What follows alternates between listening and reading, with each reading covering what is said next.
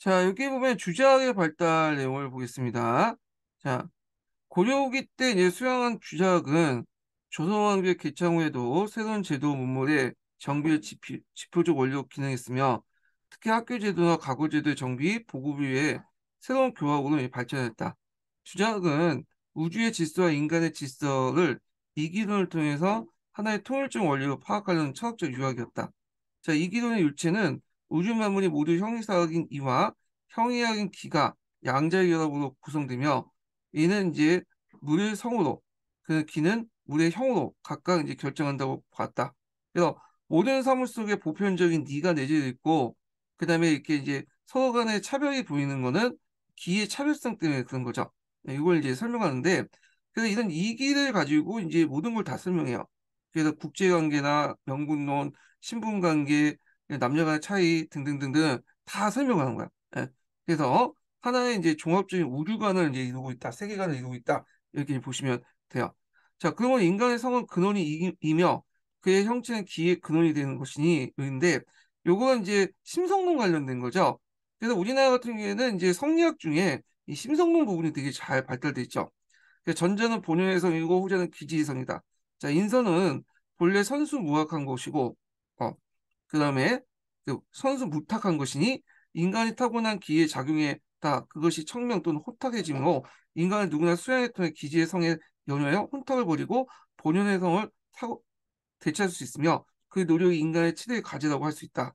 야, 이게 무슨 말이냐면 인간이 태어날 때 이제 그 이와 기를 동시에 가지고 있죠. 어떤 사람이든. 그래서 얘는 이제 나중에 어떤 사단과 연결되고 기는 칠정과 연결되는데 사단은 어떤 특징을 갖고 있냐면 선수무악. 그래서 순하고 악이 없는 거야. 그치? 칠정은 가성가악이에요. 악도 있고 선도 동시에 있죠. 근데 이제 왜 차이가 생기냐? 사람 간의 차이가 생기고 신분 간의 차별이 생기는 이유가 뭐냐면 일단 사대부나 이런 사람들은 태어날 때부터 이가 순해요. 어, 이가 순해. 기가 뭐냐면 그 청해. 기가 청하기 때문에 뭐냐면 원래 가지고 있는 이제 이가 잘 드러낼 수 있기 때문에 사대부가 되는 거고요. 그다음에 또 일반 범인들은 왜 범인이냐? 자, 이건 뭐냐면 태어날 때는 이도 같이 있지만 기가 탁하기 때문에 원래 가지고 있는 이가 드러내지 않는 거죠. 그때는 범인이 되는 거야. 그래서 이런 식으로 이제 신분제도를 합리화시키는데 그럼 이 사대부들은 범인을 그대로 놔둬야 되냐? 안 되죠. 얘들 교화시켜야 되겠죠. 원래 가지고 있는 이제 이를 잘 드러낼 수 있도록 기의 탁함을 버리도록 노력을 시켜야 됐거든요. 이 교화 기능을 사대부가 하는 역할 하는 거죠. 그래서 이제 이런 식으로 이제 있다라고 좀 기억을 해두시면 되고요. 자, 이런 주작은 조선의 정치 인형을 정착하면서 고려말에 강조됐던 명분론이나 도리론이 현실 정치의 그 실효성이 감소되고 대신에 이제 종전에 배격됐던 사장이 다시 이제 중시됐다. 사장은 이제 왕정에 관련된 문서나 작성, 그 각종 그 편찬 사업, 그리고 사대교리 외교 문서 작성 등이 결국 소홀히 할 수 없는 그 것이었다. 그래서 사정이라는 것은 뭐냐면 문서 작성 같은 것들, 외교 문서, 그다음에 각종 편찬 사업을 했는데 다 이런 것들은 다 실무적인 거죠. 예. 특히 이제 그 조선이 이제 초창기 때는 각종 편찬 사업을 했잖아요. 그다음에 그 문장을 잘 짓는 걸 상당히 중요히 여겼었죠. 그리고 명나라 간의 어떤 관계도 중요하기 때문에 이 사장이 상당히 중요한 역할을 했다. 이렇게 보시면 될 것 같아요. 예. 그래서 이제 이런 내용들 좀 기억을 해두시면 되고요. 자, 조선전기 양관사에는 같은 주작을 소양을 하면서도 돈이나 명분을 중시한 현실 정치에 중시하여 현실 정치에 실현해 나간다는 입장과 그보다 사장을 주도하는 현실 정치 개혁에 좀 더 관심을 가져야 된다는 입장이 은연중에 되어 있다. 자, 그래서 여기를 강조하는 도리론과 명분론을 강조하는 애들이 이제 그냥 온건파 사대부 그리고 나중에 이제 사림으로 연결되는 그런 계열이고요. 여기 그다음에 이에 관해서 이제 사정을 중시해 여기는 얘들 실질적이고 실용적인 것들을 좀 하는 그런 사대부들이 이제 뭐냐면 아, 급진파 사대부 그다음에 이제 간학파 그다음에 훈구파도 이렇게 연결되죠. 예. 그래서 이렇게 연결 물론 이들도 이제 공통적으로 사대부를 믿고 있지만 원건파 사대부든 뭐 급진파 사대부든 이들은 다 사대 그 성리학을 이제 그 강조하잖아요. 근데 상대적으로 이제 이쪽 온건파와 살인파들은 요게 초점을 맞춘 거고, 얘네들 급진개파, 간악파, 뭐 홍구파들은 요게 초점을 맞춰서 이제 했다. 이렇게 기억을 해두시면 돼요. 예. 그래서 이렇게 있고, 요 애들은 사장을 중시하는 애들은 성리학자긴 하지만 또 실용적인 어떤 한당 유학적인 성격도 동시에 갖고 있어요. 그래서 말로는 성리학을 얘기하고지만 실용적인 한당 유학적 성격도 동시에 갖고 있다. 그러다 보니까 사장을 이렇게 중시히 여긴 것도 다 한당 유학의 영향이었다고 보시면 될 것 같아요. 예, 문장 잘 짓고 이런 것들 상당히 강조됐던 거, 실용적인 것들. 예, 그래서 이제 이렇게 있고요. 그다음에 이제 이러한 대립의 소지는 이미 이성계 역성인물 때부터 나타났다. 자, 고려마대 신흥사대부관대 정통령, 명궁로에 충실한 사람들은 역성을 반대해서 온건개파되죠. 세왕조에 대한 충성에 대한 을 끝내 거부했고요. 길제가 조선 왕조의 출사 요청을 거절하고 낙항에서 주작 영과 제자 양성을 전념했던 것은 그런 계였다. 그래서 길제 그 제자와 제자들이 나중에 살림 세력이 된 거죠. 물론 살림하고 온건개혁파가 꼭 일치되는 건 아니지만 성향상 이렇게 연결된다는 거예요. 예. 자, 그러다 이제 조선이 이제 개창된 뒤에도 이런 양상이 여전히 계속됐는데 특히 세조의 단종 폐위와 왕위 창탈의 이런 양반 관련해 미묘한 갈등이 정치적 포면을 시켰다. 그래서 사육신이나 생육신 같은 상징은 도리도의 학신이었으며 반면 사장을 중시로 하풍을 견제하는 측에서는 왕조의 계층이나 세조의 찬의에 적극적으로 협조했다. 그래서 이제 이런 계층 하풍, 하풍들이 앞에서 얘기한 것처럼 급진교파, 간학파, 그다음에 나중에 세조 전후로 형성된 그 뭐야 훈구파도 연결되죠. 물론 이게 같은 성향이라 해서 요게 있다고 해서 뭐 꼭 일치되는 건 아니에요. 예, 그렇지만 대개 흐름이 그렇다는 거야. 대개 이게 이제 범주화시켜서 얘기한 거기 때문에 거기에 있는 속해 있던 사람들이 다 이런 성향을 갖고 있다고 다 100% 말하기는 힘들고 대부분 그런 범주에 있다라고만 이해를 해주시면 될 것 같아요. 예. 자, 조선 초기의 주작은 이러한 대립 속에 발전하고 있었다. 그러나 이러한 양반 사회의 대립적인 경향은 어디까지 주작이라는 테두리 안에서 종속된 것이었다. 따라서 불교나 기타 사상, 종교 이단이라에 철저히 배격하였다. 이렇게 했는데, 자, 여기에서 이제 좀 눈여겨볼 게 뭐냐면, 어, 여기 온건계합파하고 급진계합파들의 좀 온도 차이가 있어.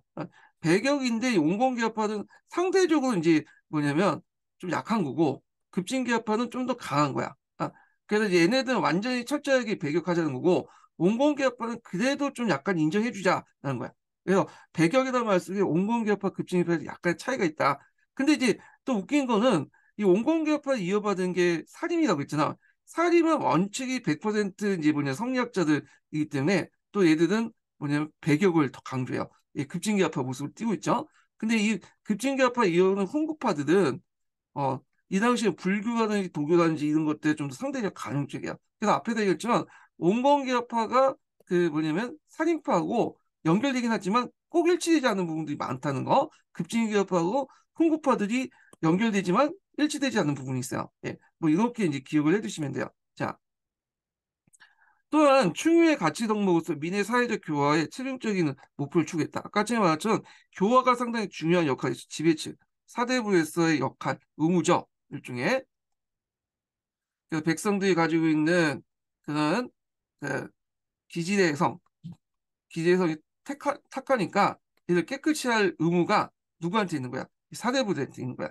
그래서 이단으로 그 당시 오해의 정비나 그 다음에 주자가대 같은 것들을 정비했죠. 그래서 예법을 정비했다 이렇게 보시면 돼요. 그래서 성리학 같은 경우에는 이게 뭐 유학 전반에 관련된 내용이지만 자신의 어떤 심성의 어떤 수양을 나타내는 방법으로서 예를 강조하잖아요. 그러다 보니까 제사라든지 오해라든지 뭐 이런 것들 되게 강조했던 거. 그래서 주자가래나 뭐 소학 같은 것도 되게 강조해요. 이런 것들. 자, 그래서 군신의 관계가 절대 명분으로 고정화되고 호자나 호부에 대한 표창이 장려됐다. 사장이나 전례에 대해 능통하고 경세의 학문에 주력하는 경우도 이런 분위기 속에서 나타났다. 그러나 조선의 제도와 문물이 일단 정리된 이후에는 도리어 학문에서 주자하기 현실 정치에 실천하는 움직임이 사료들이 정계 진출에 함께 포면했다. 그래서 이제 그 예전에 이제 홍구파까지는 나름대로 성리학과 한당 유학의 어떤 실용적인 어떤 성향이 있었지만 나중에 16세기 들어가면 온건계파 이어진 살림세력들은 100% 성리학자죠. 이들은 이제 완전히 도리론, 명분론에 이제 치중해가지고 이런 실용적인 성격이 쇠퇴하게 돼요. 그래서 이제 앞에 조선 초기 때는 나름대로 이제 뭐 실용적인 성격이 발달되다 보니까 기술이나 천문학 같은 것들이 발달됐잖아요. 근데 16세기 들어서 쇠퇴했던 이유가 이런 이제 뭐냐면 명분론이나 도리론을 강조하는 순수 성리학자들, 온건배 계합파와 연결된 살인파들이 정치적 실권을 장악했기 때문에 그런 거죠. 예. 자, 그래서 이제 이렇게 이제 있고, 요 관련된 내용을 이제 한번 리베르에서 한번 읽어볼게요. 139페이지.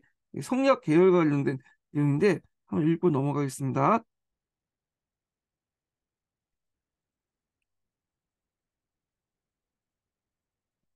자, 139페이지 볼게요.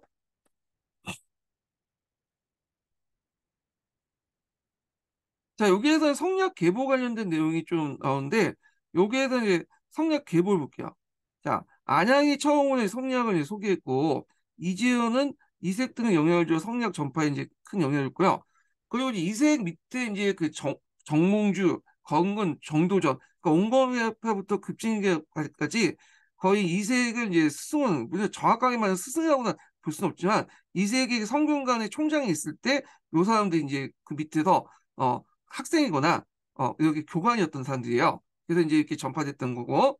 그래서 이제 여기 보면 이제 여기 눈여겨볼 게 뭐냐면 성리학 계보가 크게 이제 두 개 계열로 있는데 하나는 이제 이런 계열, 정몽주하고 길제로 연결된 이런 계열이 이제 온건계파들이고 얘네들이 길제 이제 제자들과 제자들이 이제 살인으로 형성되고요. 그다음에 건근, 정도전, 급진계파들이죠. 이것이 이제 나중에 간학파와 연결되고 이들이 이제 나중에 또 훈구파가 되는 거죠. 이 간학파 중에 일부가 이제 훈구파가 되는 거야. 예. 이렇게 계보가 이렇게 연결됐다. 이렇게 보시면 될 것 같아요. 그래서 살인들의 이제 계보를 보면 이제 남인이나 북인, 서인 이렇게 등등 있는데 요거는 살인들의 계보는 이거는 나중에 좀 얘기할게요. 예. 요거는 나중에 좀 얘기를 하겠습니다. 자, 그러면 이제 다시 돌아와서 어, 두 번째 이제 한글 창제에 관련된 내용 볼게요. 여기 보기 전에 잠깐 뭘 보냐면 주자간에 관련된 내용을 좀 보겠습니다. 주자간하고 그다음에 여러 가지 이제 그 내용을 좀 볼게요. 요게 예전에 한번 기출문에 나왔거든요. 이 주제간에 관련된 내용이 있고 그래서 이제 한번 보겠습니다. 시민한국사 424페이지 펴보죠.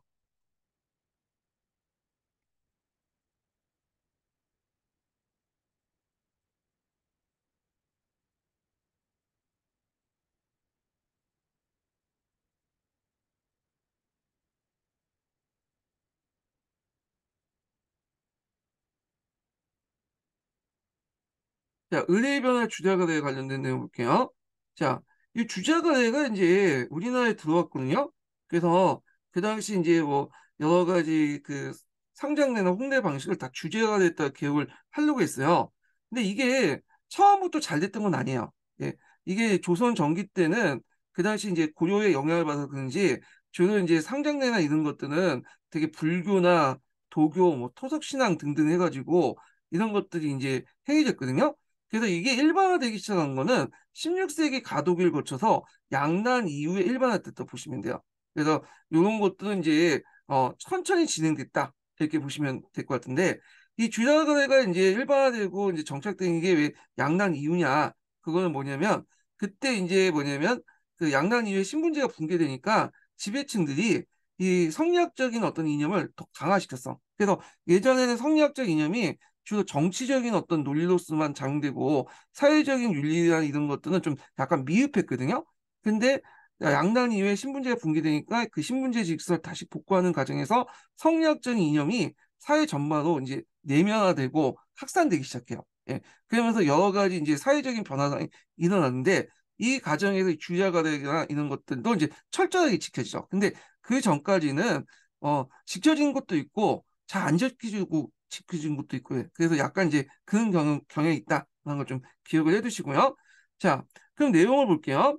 자, 조선 건국 후에 국가적으로 이제 가정의 상장례나 홍례 방식을 주제가되에 따라 개혁하려고 했다. 당시에는 미신적 근기에 따라서 장례가 늦춰지는 경우가 있었는데 이를 개선하기 위해서 장례 시 서민은 3일장, 왕씨는 5일장을 지내도록 규정했고 상례의 경우에는 조선 초까지 이전 간섭에 따라 관료들이나 왕씨나 요월제도 27개월에서 27일 했는데 이게 뭐냐면 보통 이제 상례라는 것은 제사를 지낼 때 3년상을 지내라는 거잖아요. 예. 근데 3년상을 지내면 보통 이제 어떻게 지내냐면 3년을 다 지낼 수 없죠. 예. 시간이 좀 걸리잖아. 그래서 원칙은 그 3년상인데 27개월로 이제 지내는 거야. 27개월은 실제로는 이제 뭐냐면 야, 그 2년 그 2년인가요? 아니 2년 그 1개월이잖아요. 근데 거쳐 있으면 횟수 거쳐 있으면 3년상을 지내는 것처럼 이렇게 해가지고 했어요. 근데 이것도 이제 더 지내기 힘드니까 27 그러니까 월을 1로 바꿔버린 거야. 그래서 27일만 해갖고 3년상을 지내는 것처럼 이렇게 했거든요. 그래서 3년상이라는 건 원래 횟수 3년이지만 거쳐서 이제 3년을 해서 27개월 지내고 이것도 이제 뭐냐면 뭐그 여골제다 갖고 월을 1로 바꿔서 뭐냐면 27일로 이렇게 바꿔버린 거야. 이게 일종의 약식화된 거죠. 예. 그래서 단축 지는 걸 일반적이었다. 그러나 주자간의 위거에서 이제 철저하게 이제 점점 시켜지면서 조선후기 때는 이 방식이 보편화됐어요. 그러니까 여골제가 아니라 이제 원칙적으로 3년제. 그래서 27개월을 거쳐서 이렇게 지내는 3년을 거쳐 갖고 지내는 그걸로 바뀌었다. 이렇게 보시면 될 것 같고 그때 당시에는 또 노비들도 또 3년상 지내겠다고 해가지고 그게 또 조정에 문제가 되는 것도 있어요. 그렇지만 조선 전기 때는 아직까지는 원칙적으로 3년상 지내는 사람도 있긴 하지만 대부분 이렇게 여골제로 해갖고 월을 1로 고쳐가지고 27일을 지는 식으로 텀텀 썼다. 이렇게 보시면 될 것 같아요. 예. 자, 제대의 경우에는 적장자 집에 감옥을 이제 설치해 신주를 이제 뭐냐면 모시고 주기적으로 제대를 진행해 장려했다. 그냥 16세기까지는 아직까지 고려시대 때 이제 뭐냐 유풍이 남아서 이 아들과 딸, 외손과 친손에 가지 않고 돌아가면서 제사를 지내는 경우가 많다. 이건 고려시대까지 쭉 갔다 보면 돼. 16세기 때. 그래서 16세기 전후로 해갖고 이제 17세기 전후로 해서 바뀌게 되죠. 그래서 16세기, 17세기 전까지는 고려시대 때의 어떤 상속제도나 제사제도가 그대로 유지되고 17세기 이후에 양난 이후에 이제 뭐냐면 그 성리학적 이념이 강화되면서 이게 성리학적 가치관에 따른 변화가 일어나요. 그래서 요거는 나중에 얘기할게요. 뭐 적장자 상속제도가 일반화된다든지, 그다음 제사는 이제 적장자가 지내고 이런 것들. 그렇지만 조선 전기까지는 아직 고려시대 유풍이 있어갖고 그 당시 이제 그 낭기 여가운도 있었고 그다음 군분 상승도 이루어졌고 그다음에 또 외손도 제사를 지냈어요. 외손 봉사라고 하죠. 이런 것도 있었다. 고려 시대 때 시스템이 그대로 갔는데 다만 조선 전기 때 약간 이제 고려를 달렸던 것은 뭐냐 적서 차별법이 생겨서 이 당시 서자하고 적자 간의 차별은 요때 이제 조선 초기 때부터 시작됐다 이렇게 보시면 될 것 같아요. 예.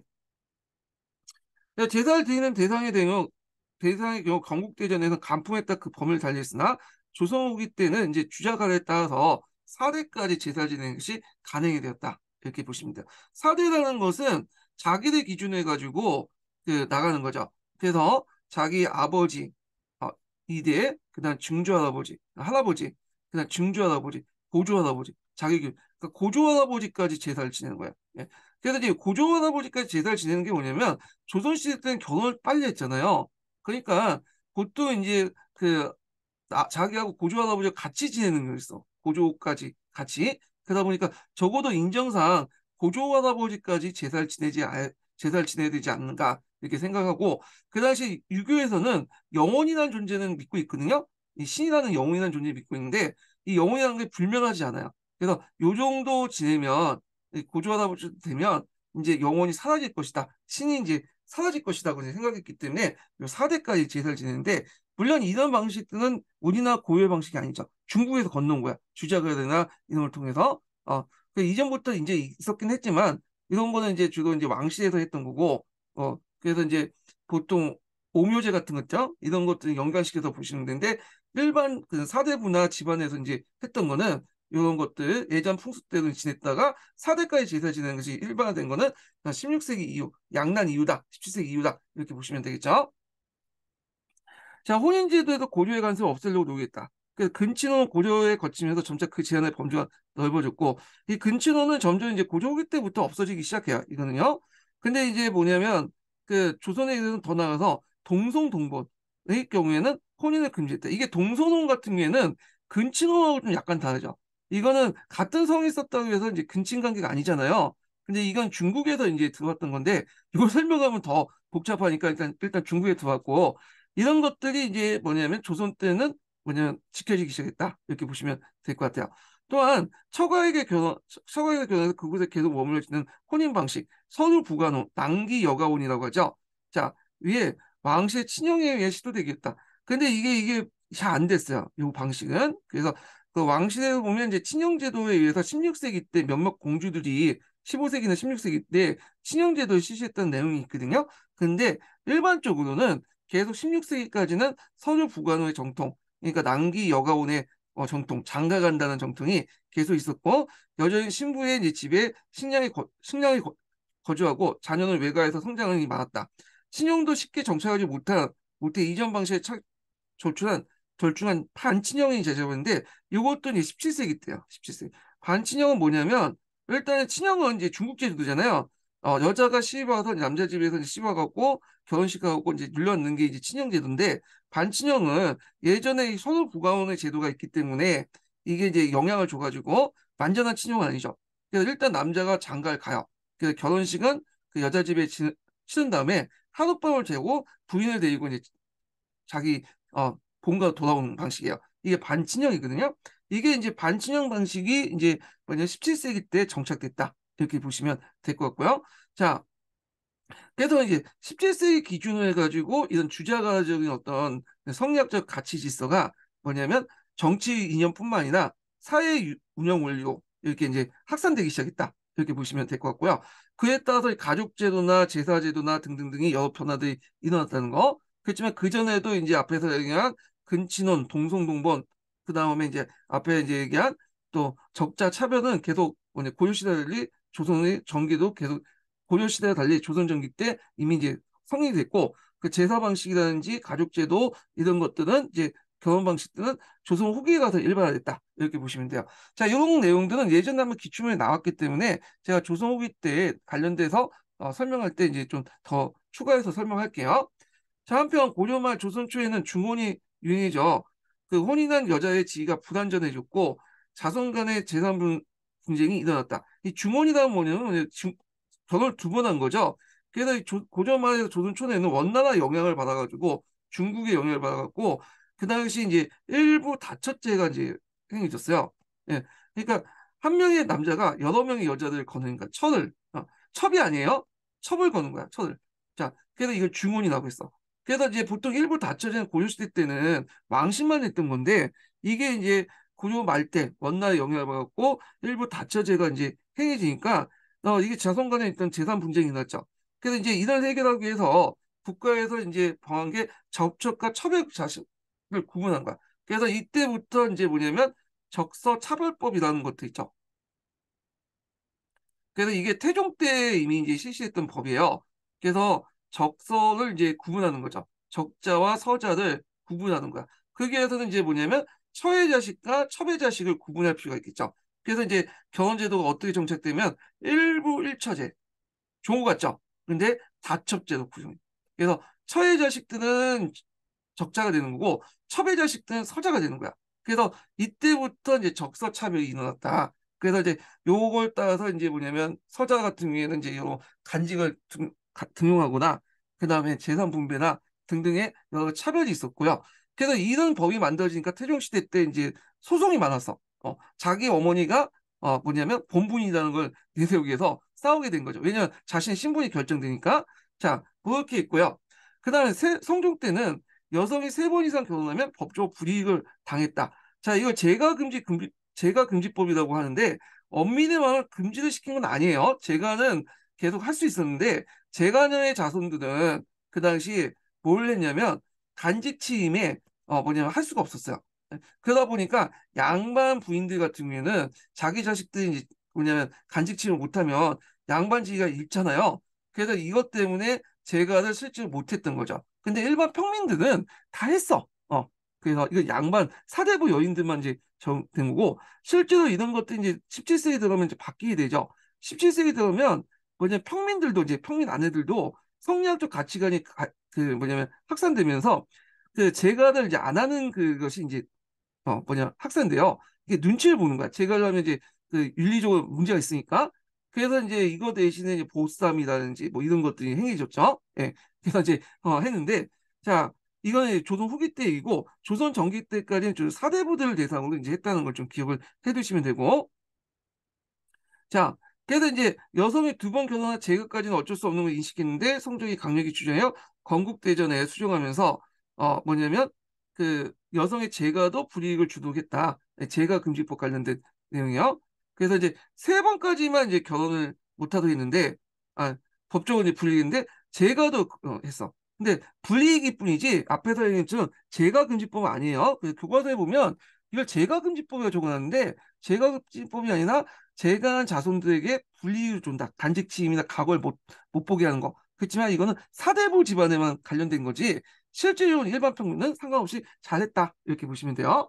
처와 첩의 가부의 제가 등을 관련된 법적 조치로 주로 그 자녀가 각오를 응시하거나 간직에 진출할 때 제한하는 방식이다. 첩의 자손들은 각오 응시나 간직 진출에 제한을 받았으며 자손에게도 제사상속 시 처벌받았다. 처벌받았다. 재간의 자손 역시 과거 응시나 강제취임의 진출에 제한이 있었다. 자, 이게 아마 재간의 자손뿐만 아니라 손자까지 가는 걸로 알고 있거든요. 이런 규정들이. 자, 그래서 이제 이런 법적인 불이익은 과거와 간직 진출을 원하는 양반근대에 유효한 거지 실제로 서민들은 관련이 없었다는 것이죠. 근데 17세기 이후부터 상황이 달라지죠. 이거는 성리학적 가치관이 일반화되면서 제가 금지법 없는데도 불구하고 서민들도 이제 제가를 안 하는 식으로 바뀌게 돼요. 수절하고. 그리고 만약에 제가 할 경우에는 그 뭐냐면 보쌈이나 간행을 만들어서 악소녀들 시켜갖고 자기를 그냥 그 자기가 원하는 남자 방에 들어서게 한 다음에 집어넣게 한 다음에 한 번 자고 나오면 내가 정적을 잃었기 때문에 어쩔 수 없이 그 남자와 산다. 이런 식으로 하거나 아니면 이제 그 마을 입구에 기다리고 있다가 남자가 오면 따라가거나 그런 식인데 이건 조선 후기 때 나타난 그 관습이에요. 하여튼 이런 것도 있다는 거. 자, 이런 조치를 통해서 국가는 혼인관계를 통해서 이전보다 훨씬 깊게 개입했다. 이를 통해 홍인제도 자체를 안정화되어 제도에 포섭되어 사대부 여성들의 안정적인 지위를 보장받을 수 있었다. 다만 제도상의 이제 여러 가지 제약과 엄격한 가치 기준으로 주 여성에게만 적용됐다는 점도 간과할 수 없다. 이렇게 보시면 되고요. 여기 보시면 여성을 규제하는 법이 되게 성종 때 많이 만들었어요. 이 성종이 좀 약간 그 여성관이 좀 약간 편향된 건데 자기는 여러 명 데리고 즐기면서 여성들에게 정조를 막 강요하고 이런 것들이 되게 강해요. 성종 때. 그래갖고 이제 그 성종 때 이런 법들 뭐 재가녀 금지법 이게 재가녀 아니다. 여성 재가를 할 경우에 불이익도 주고 이런 것도 있었고 뭐 어유동 사건 그 무슨 사건이 있었는데 어유동이 어우동인가 하여튼 그 사건도 있었죠. 하여튼 뭐 이런 것도 이제 그 당시 성리학적 이념을 강조하는 성종 시대 때 일어났다 이렇게 보시면 될 것 같아요. 자 소학을 보죠. 소학이라는 것을 이제 보면 성리학에 보면 거경궁리라는 게 있어요. 어, 그래서 격언이라는 건 마음의 태도를 정한 다음에 그 다음에 사물의 이치를 깨달는 게 그 격언 궁리인데 궁리는 이제 치지라고 하죠. 그래서 마음의 태도, 이런 자세 이런 것들을 이제 배우기 위해서 소학을 공부하고요. 국리는 이제 소학을 된 다음에 대학을 공부해. 그래서 소학이라는 것은 어떤 추상적인 이념이라든지 어떤 원리가 아니라 어떤 생활 가짐, 생활 그 태도나 마음가짐 이런 것들을 배우는 게 소학이야.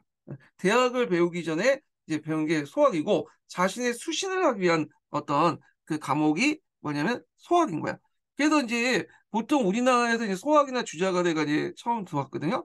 그래서 이제 소학을 이제 주로 이제 많이 연구를 했고, 그래서 이제 나중에 16세기 때 누구죠?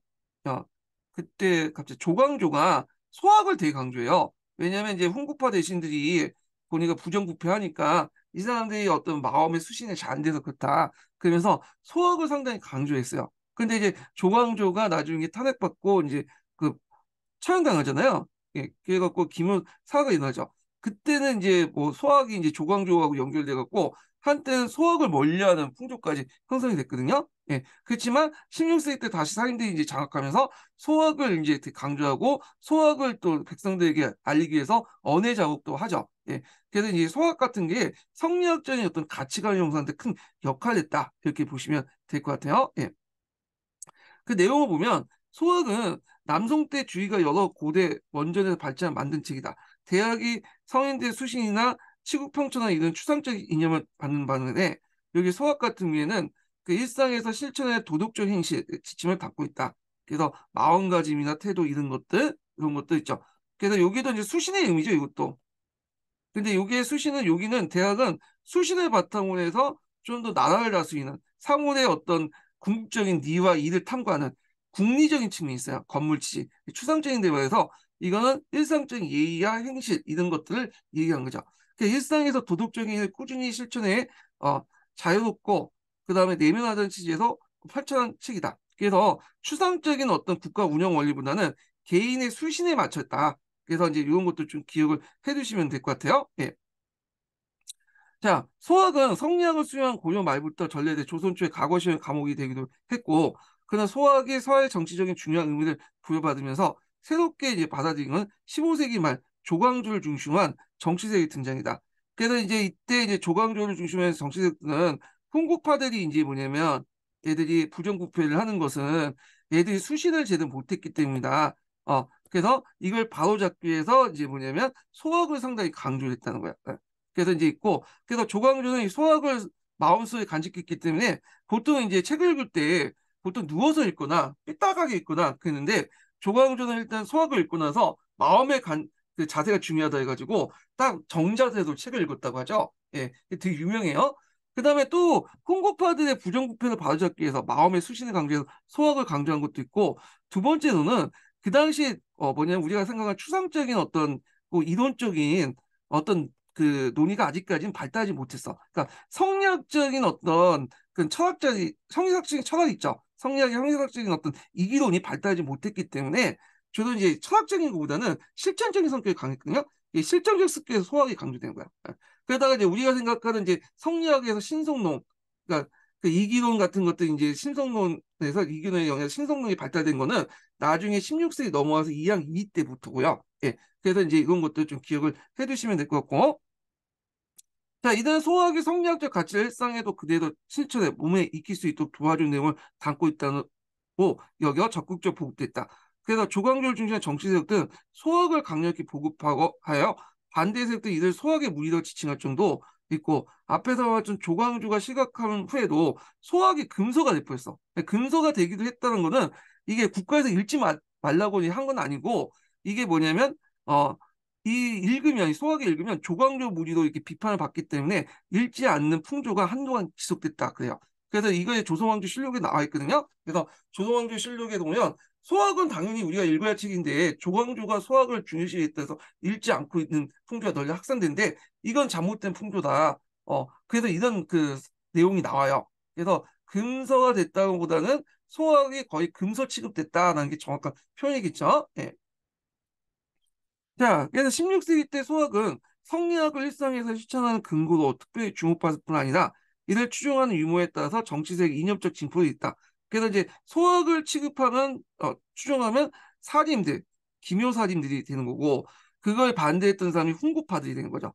그러니까 이게 소학 자체가 그 목적으로 만든 게 아닌데 그 정치적인 어떤 대립 과정에서 이런 게 그 소학의 의미가 이렇게 뭐냐면 정치 세력을 구분하는 기준이 됐다는 거야. 예. 자, 그래서 이는 정치의 공공성 확대하고 군주권을 제어하는 데 거시적인 정치 개혁이 개인의 일상에서 도덕적 실천과 깊이 연결됐다는 인식이 기인한 거다. 그래서 수신제가 시국 평천하다는 거죠. 그래서 수신 제거를 해야지 하는데 이건 소학이 되는 거고 거경을 대대해야지 시국 평천화 되죠. 국리가 되는 거고 나라를 통치할 수 있는 거죠. 예, 건물 지지가 되는 거고 이건 대학의 영역이죠. 예, 그래서 이렇게 연결돼서 보시면 돼요. 그래서 대학은 그 개인의 윤리를 바탕으로 해서 요걸 더 나가는 거야. 예. 근데 소학은 여기만 한정되는데 여기가 제대로 돼야지 여기가 할 수 있지 않는 논리가 그 당시 사림들에게 나타났다는 거. 그래서 이걸 바탕으로 조광조 사람들이 홍고파를 비판했고 그리고 여기도 나타날 수밖에 없는 게 아직까지는 이 국리 단계 대학을 뭐 본격적으로 연구하고 철학적으로 이렇게 연구할 단계는 아니었고 주로 이제 성리학을 주로 실천적인 측면 수신 그 측면에서 받아들였기 때문에 소학이나 주자가만 했고 우리가 생각하는 국리 측면 넘어간 거는 나중에 좀 한 세대 뒤의 얘기죠. 이나 이항 때 들어와서 이때 이제 국리가 어쩌고 하면서 신성론에서 우리가 알고 있는 그 이항 이의 같은 이제 여러 이론들이 나오게 된 거야. 예. 그래서 이제 이런 것들 이제 같이 연결시켜서 이제 보시면 돼요. 그래서 이제 이 소학 관련된 내용 한번 읽어보시고 좋은 얘기 많이 들어있어요. 예. 자, 그런 것들 이제 보고 그 다음에 넘어가서 한국 통론을 이제 보겠습니다. 자, 한글의 창자 관련된 내용 볼게요. 자, 여기 보면 그 내용을 이제 좀 보겠습니다. 자, 여기 앞에 이제 그 한글 창제 배경이 나오죠. 이 내용 볼게요. 자, 조선 전기 때 문학 업적 가운데 가장 그 성과는 세계에서 가장 우수한 포옹 문자라는 우리글, 즉 한글의 창제였다. 이전까지 문자는 이두나 구결 등이 있었으나, 자, 이두는 이제 뭐냐면 우리나라 글을 그 표현할 때 한자 음을 이제 빌려가지고 선호한 거죠.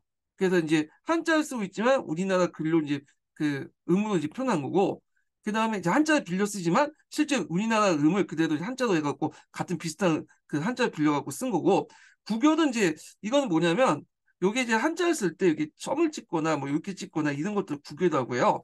이거 주로 뭐 조사하고 연결돼 갖고 이제 했다는데 하여튼 이런 걸 사용해서 학문 해독에 편의를 기하는 정도였으며 지배층과 피지배층 사이의 문자를 통해 의사소통이 매우 어려웠다.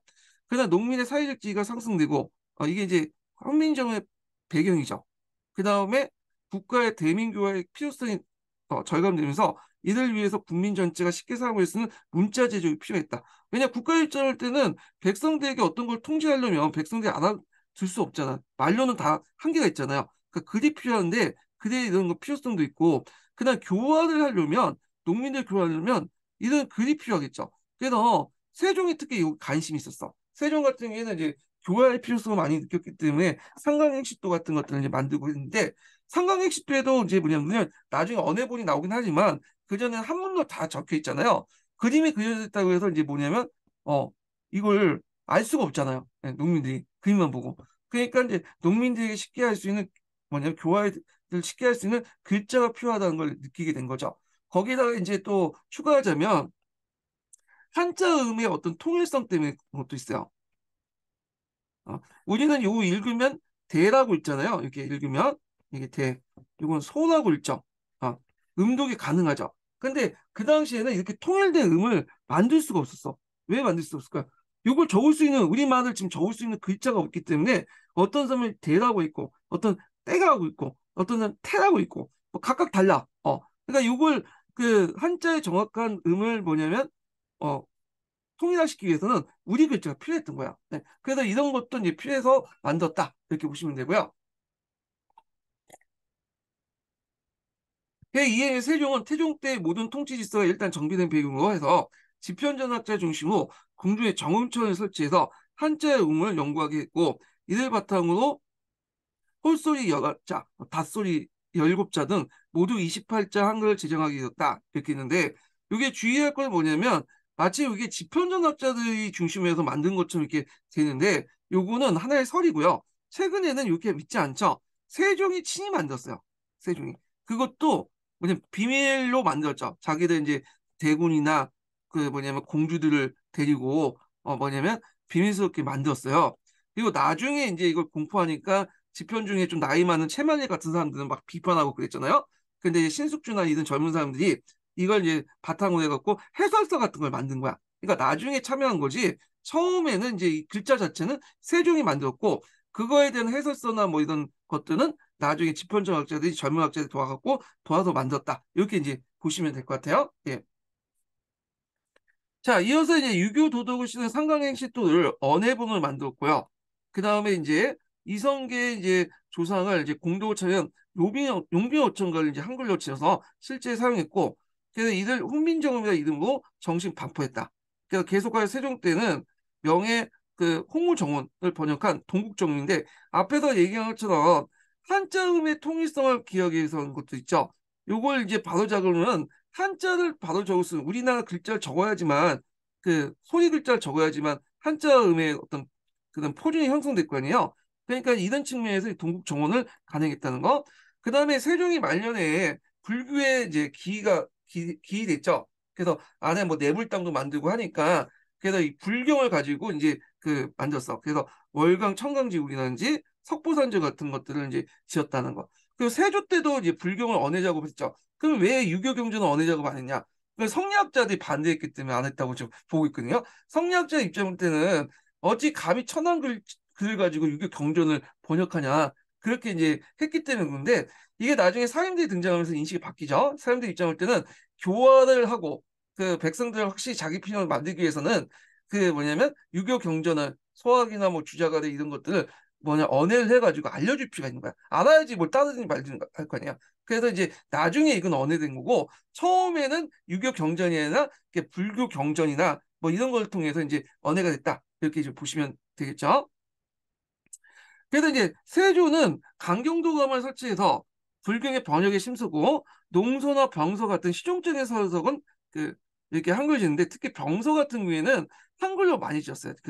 왜냐하면 이게 뭐냐면 글자를 한자로 적으면 한자 같은 경우에는 뭐 중국인도 알고 일본인도 알고 여진족도 알잖아. 그러니까 이게 국가 기밀들이 무기 만드는 기술이나 이런 것들이 빠져나가니까 이걸 한글로 지은 거야. 병서들은 대부분.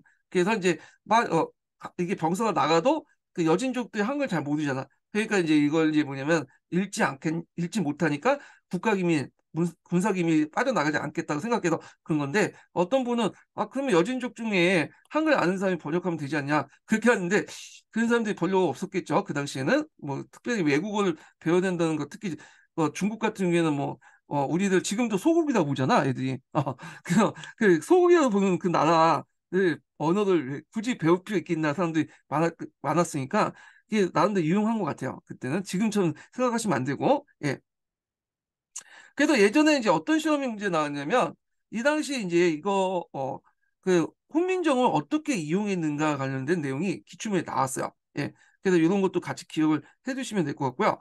자, 그러나 한글이 국민 전체에 보급된 건 아니었다. 그건 한글 창제의 가장 주된 동기가 지배층의 피지배층의 교화 지배에 대한 만큼 양반 식자층도 여전히 한자였고 편찬삼에 관련된 서력도 한자로 쓰였다. 근데 주의할 것은 그럼 양반들은 한글을 몰랐냐? 아니죠.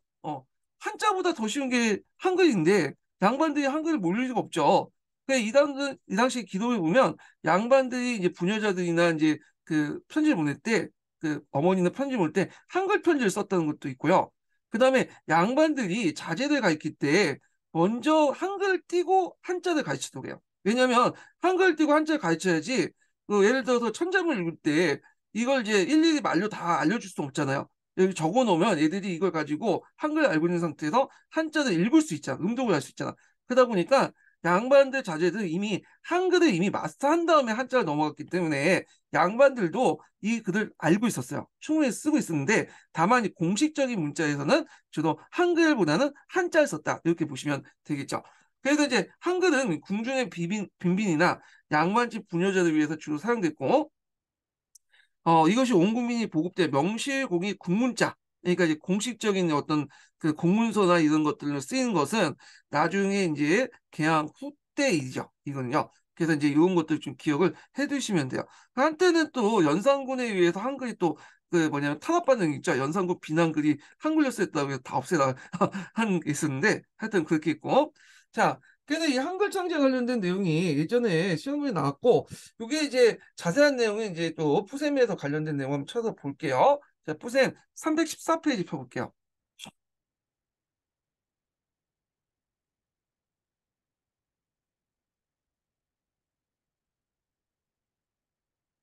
314페이지가 여기인가? 그 앞부분. 잠깐만요. 여기인가? 잠깐만 기다려주세요. 이게 잘못 적어놔서. 자, 내용을 이제 341페이지예요. 314페이지가 아니라 제가 거꾸로 적어놨어. 자, 그래서 훈민정음 내용 볼게요. 훈민정음은 세종 25년에 원안이 만들어진 뒤 수정 보완을 거쳐서 세종 28년에 오늘날 알려진 내용으로 확정 반포되었다. 훈민정음의 창제는 세계 문자 역사를 비춰볼 때 의문의 이론을 바탕으로 한 점에서 획기적이었다. 그래서 세종 자체가 뛰어난 의문학자고 언어학자였죠. 그래서 되게 박식했어요. 그렇기 때문에 이제 이런 뭐냐면 훈민정음도 만들 수 있었던 거죠.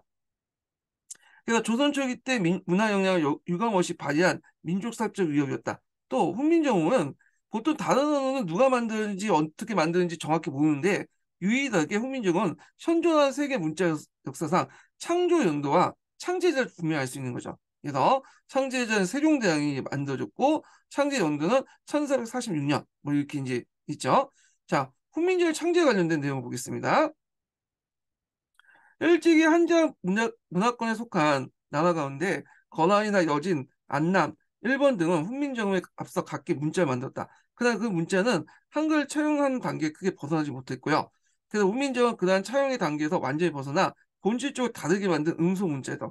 그래서 우리가 이제 음을 그대로 기록한 그 문자다. 이렇게 보시면 되죠. 그래서 포의 문자가 아니라 포 문자였다. 이렇게 보시면 되고 그 다음에 한자를 빌려갖고 음만 이제 빌려서 한자의 그 음만 빌려갖고 그 쓴 그는 뭐냐 이두나 구별 한자 등을 고안하여 사용한 바가 있기 때문에 이런 창의성은 훈민정의 창제에 반영되면 할 수 있다. 그 요게 반영됐다는 설. 그러니까 이제 앞에서 이건 찾아라는 것은 음만 이제 그 한자의 음만 빌려가지고 이제 한자 포기하되 그 한자를 빌릴 때 이제 거기에 음을 그 뭐냐 음만 이제 참 발견 그러니까 한자의 음을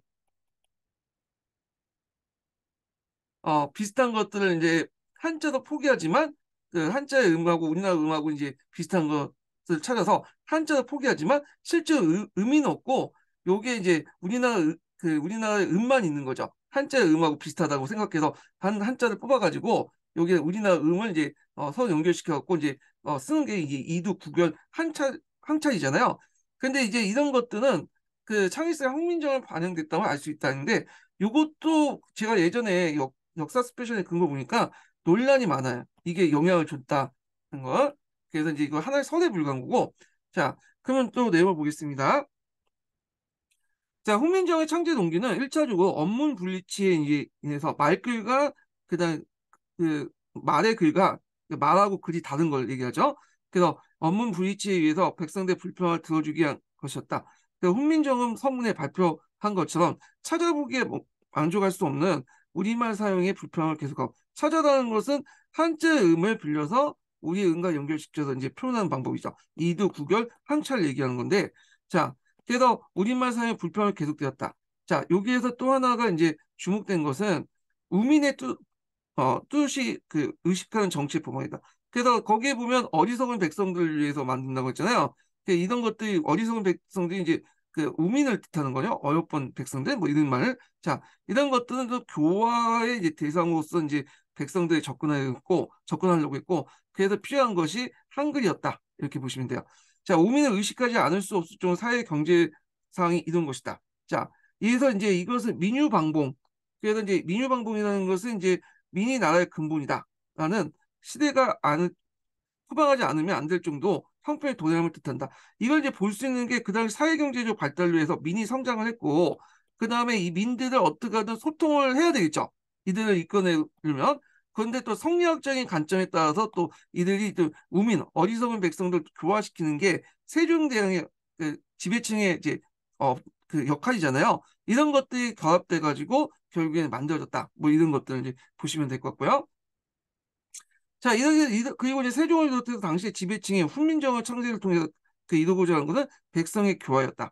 자, 그래서 이제 당시의 민의 성장, 그리고 이 민들을 어떻게 하면 백성을 교화시키는 그런 목적에서 만들었다. 이렇게 보시면 될 것 같고, 자, 당시에 훈민정음 창제에 반대했던 신료는 그 이유 중에 하나는 상강행실도에 반포화된 뒤에 충신호자 연료가 더 많은 걸 배출한 걸 보지 못했는데 반드시 업무 해석한 다음에 본받아 겠는가 지적했다. 그러니까 이제 백성의 교화로 이제 만들겠다는 취지에서 이제 훈민정음을 만들었다고 하니까 거기에 반대한 신료들이 상강객식도를 만들고 나서도 교화가 안 되는데 이거 뭐 언어 하나 만든다고 해서 그 교화가 되겠느냐 이걸 지적한 거죠. 그래서 교화에 있어서 훈민정음의 창제가 타당한 것을 지적한 것이다. 물론 이게 맞는 말이야. 그렇지만 이제 그 당시에 이제 어떤 의도든 간에 이런 이제 교화 수단으로서 세종이 만들었다는 거는 그 의도를 얘기한 거고 실제 신료들의 말이 맞긴 맞죠. 그렇지만 세종이 의도하지 않는 다른 의미에서 이 훈민정음이 만들어지면서 백성들 편의를 도왔죠. 교화는 안 돼도 예. 그래서 하여튼 이렇게 했고 물론 세종은 이러한 창제 반대론자들 속이라고 봉박했지만 우민에 대한 민유방론 어리석은 백성들을 교화시켜가지고 왜냐면 백성들을 위한 정치를 하겠다라는 실제 목적은 교화에 있었던 것이다.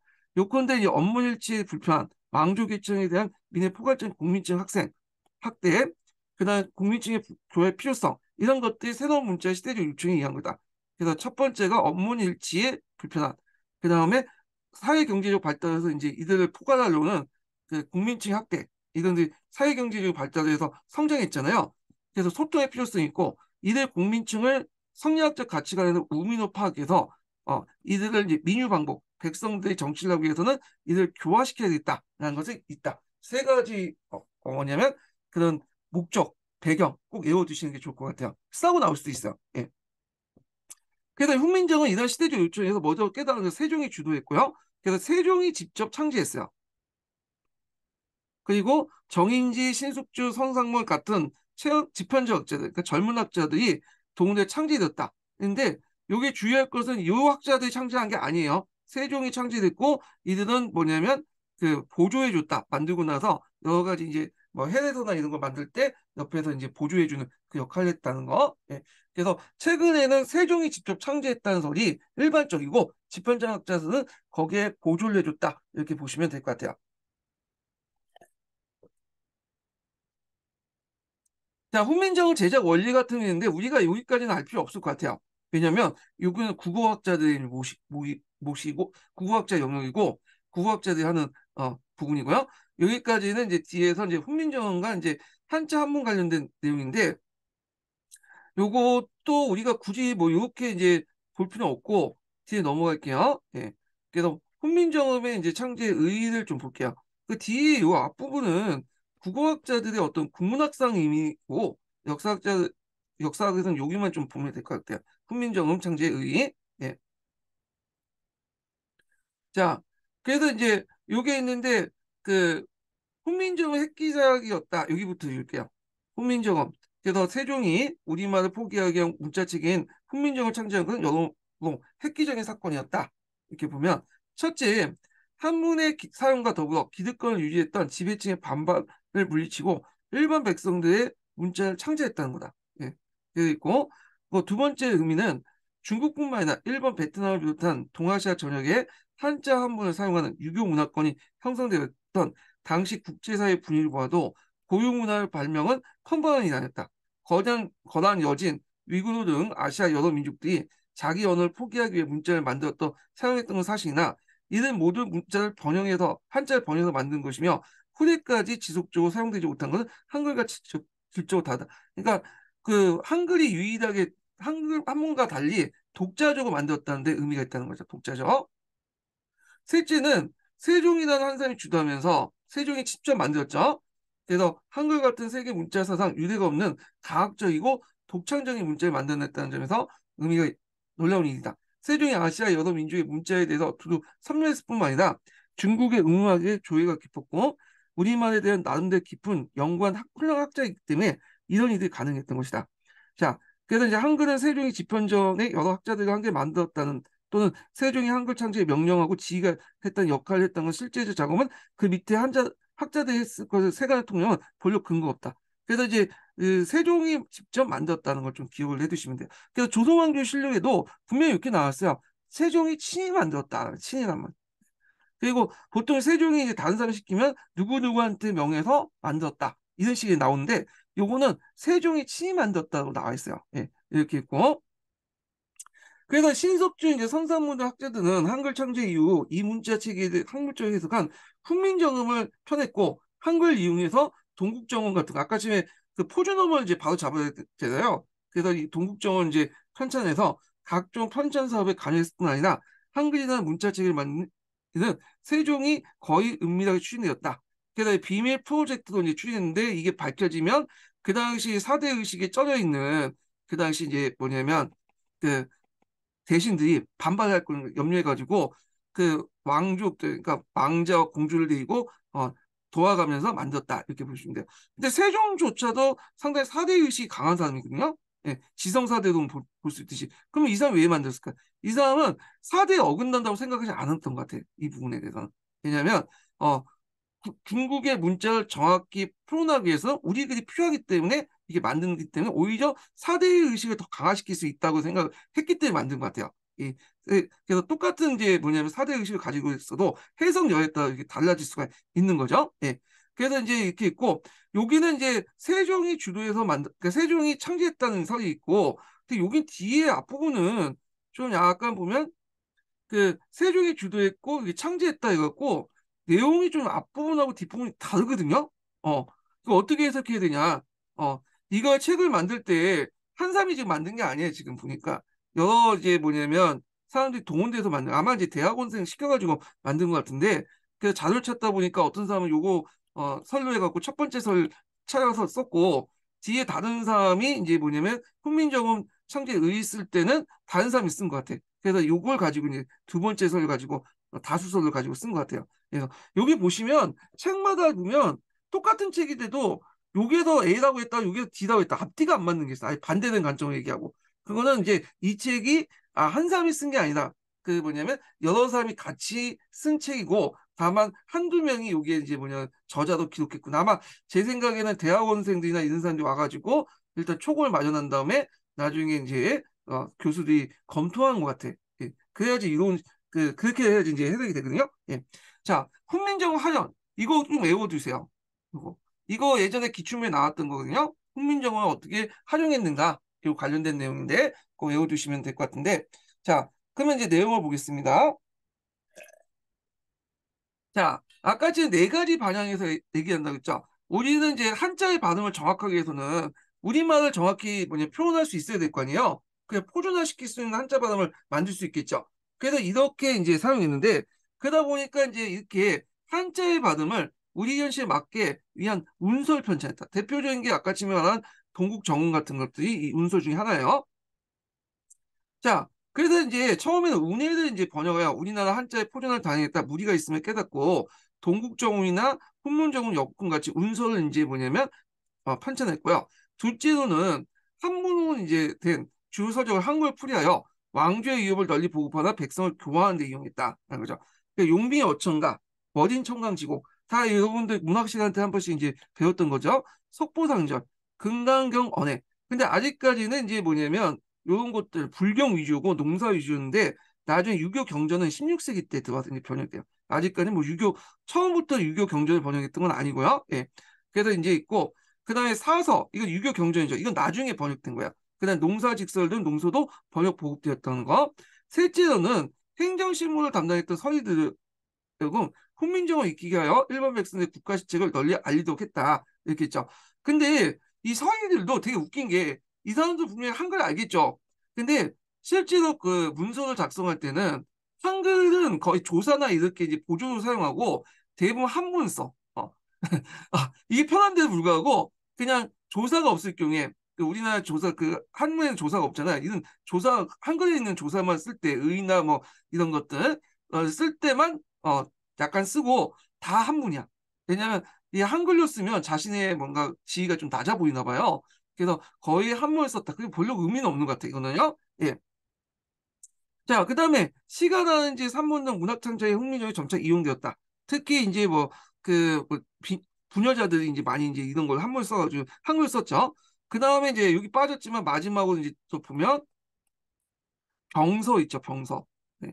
병서, 군사 기밀 이런 것도 다 한글로 썼어요. 네. 그런 것도 이제 같이 기억을 해두시고요. 그래서 이 한글 사용 관련된 내용이 예전에 기출문이 나왔기 때문에 좀 정확하게 파악할 필요 있어요. 예. 자, 요컨대 훈민정음, 언문, 군문, 한글 등이 시기에 따라 명칭이 바뀌어 거서에서 볼 수 있듯이 시기에 따라 받아들인 의미가 계속 변동하였지만 그 가학성이나 체계성, 그리고 실효성에서 훈민정음은 세계 문자 사상의 획기적인 우수 문자임은 틀림없다. 이렇게 있고요. 예. 자, 그래서 이제 이렇게 해서 이제 훈민정음 관련된 내용을 한번 읽어봤고, 뒤에 이제 학문의 발달 관련된 내용은 이제 그 있는데 여기 뭐 역사책도 있고 되게 많아요. 예. 그 지휘지도 있고. 근데 요번에 그 역사서 조선시대 역사서 나왔죠. 예. 그래서 고려사 전후 관련된 내용이 나왔기 때문에 요 내용이 좀 약간 읽을 부분이 많거든요. 요거는 다음 시간에 읽기로 하겠습니다. 예. 그래서 다음 주부터는 제가 모의고사 강의를 지금 계속 해야 하기 때문에 모의고사 강의는 토요일 날 집중 좀 하고 일요일 날 이제 시간 내 갖고 여기 이제 강독 강의를 또 아니 제가 말하자면 일요일 날 이제 그 모의고사 강의를 하고 토요일 날 이제 주로 강독 강의를 할게요. 그래서 시험 전저주까지 계속 11월 중순까지 예, 하고 못하는 부분은 시험 끝나고 계속 하겠습니다. 예. 그래서 이렇게 있고 오늘 강의 듣느라 수고하셨고요. 다음 주에 뵙겠습니다.